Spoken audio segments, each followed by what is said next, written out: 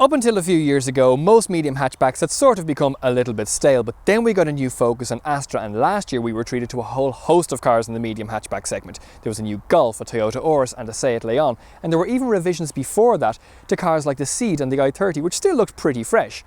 Peugeot, on the other hand, lagged behind, and the brand with a lion for a badge had, well, sort of lost its roar. Well, the lion is back, and its roar is louder than ever.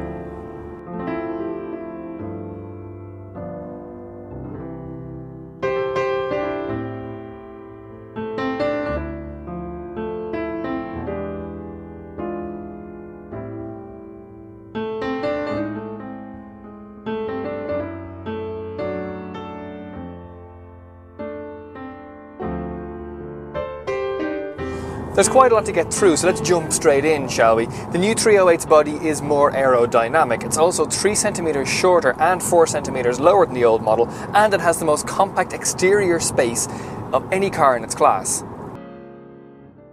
Despite this, the 308 has a bigger boot than a lot of cars in its class, a whopping 470 litres. And to put that into context, you can fit in far more shopping or luggage than I'll ever need.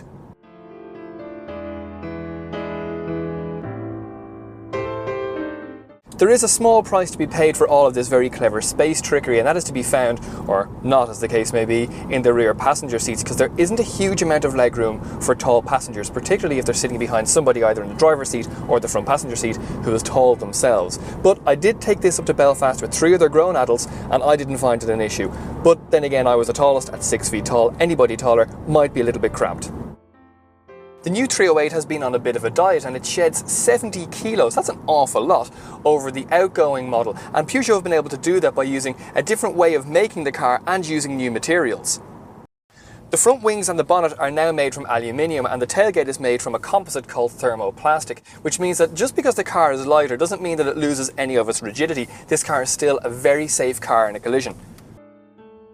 And all of these weight-saving techniques means that the car is also very fuel efficient, and that's something that Peugeot have always been pretty good at, but this in particular really moves it on that step further. The 1.6 diesel engine is a delight. I'm driving the 1.6 HDI 115 brake horsepower model, and I don't usually say this about 1.6s, but actually it has all the power that I would need. I usually prefer 2 litres because you don't have to push them as hard to get a lot from them. This drives like a bigger car, and the engine is soundproofed to a perfect amount. It really isn't that loud in here. It doesn't sound rattly or raucous at all. Peugeot are very well known for their diesel engines. They don't actually make a very good petrol engine, but that's all about to change because they are just about to release a 1.2 ETHP PureTech petrol engine. It's a 3-cylinder with direct fuel injection and a turbo. Now, scrap all of that, you don't need to know any of it. All you do need to know is that it's going to be very fuel efficient, it's going to be quiet, and it might be a better alternative around town than a diesel. It's still too early to tell whether the 308 will have done enough to be the king of the jungle in its segment, but what I do know is it's definitely made a loud enough roar to scare a few of its rivals.